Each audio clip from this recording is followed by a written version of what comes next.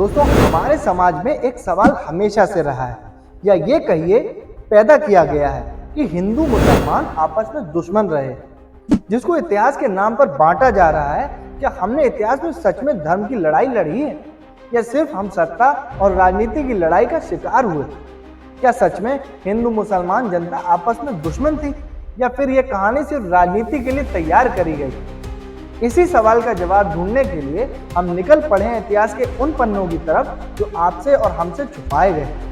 जैसे कि हमें पिछली वीडियो में देखा था कि 1192 की तराइन की लड़ाई में मोहम्मद गौरी और पृथ्वीराज चौहान से युद्ध लड़ा और जीत गया मोहम्मद गौरी, जो खुद को जिहाद का सिपाही बताता था, पर उसका असल मकसद था भारत की दौलत और सत्ता पर कब्जा।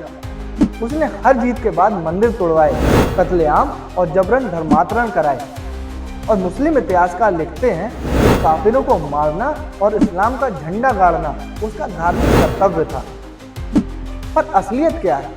असलियत है भारत की जमीन और सोने चांदी की लूट। अब आगे के इतिहास की तरफ बढ़ते हुए हम देखते हैं 100 साल बाद, जहां आते हैं अलाउद्दीन खिलजी, जो कहता है मैं ना पैगंबर हूँ ना धर्म सुधारक, मैं सिर्फ सुल्तान हूँ। तो फिर सवाल ये कि उसने मंदिर क्यों तोड़े, हिंदुओं पर इतने कर क्यों लगाए? वो हिंदू किसानों से आधी उपज वसूलता था, जजिया और लगान से उन्हें हमेशा गरीब बनाए रखना चाहता था। गुजरात में सोमनाथ लूटा, चित्तौड़गढ़ में कत्लेआम करवाया। इस पर इतिहासकार बर्नी लिखते हैं कि सुल्तान चाहता था कि हिंदू भूखे नंगे रहें ताकि कभी विद्रोह ना कर सकें। यानी खिलजी का एजेंडा था स्थायी सत्ता और रेवेन्यू पर कंट्रोल।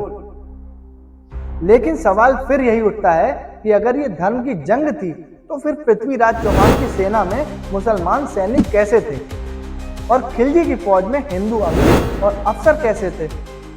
जब हम आम जनता के बारे में पढ़ते हैं तो पता चलता है कि गांव कस्बों में हिंदू मुसलमान किसान एक ही कुएं से पानी भरते थे, बाजारों में साथ व्यापार करते थे और सेनाओं में दोनों समुदाय के लोग शामिल थे। यानी जनता असल में साथ थी, दुश्मनी सिर्फ ऊपर से थोपी जा रही थी। 1192 की लड़ाई के बाद भी कई मुस्लिम सैनिक हिंदू राजाओं के यहाँ नौकरी करते रहे, जैसे कि देवगिरी और मालवा जैसे राज्यों में हिंदू और मुस्लिम व्यापारी साझेदारी में कारोबारी चलाते थे। कई मुस्लिम कवि और सूफी संत हिंदू राजाओं के दरबार में पनपे।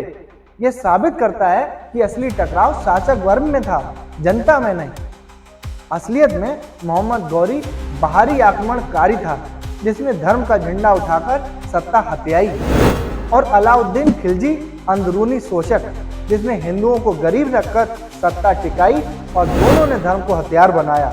पर असली खेल था सत्ता, दौलत और जनता पर नियंत्रण।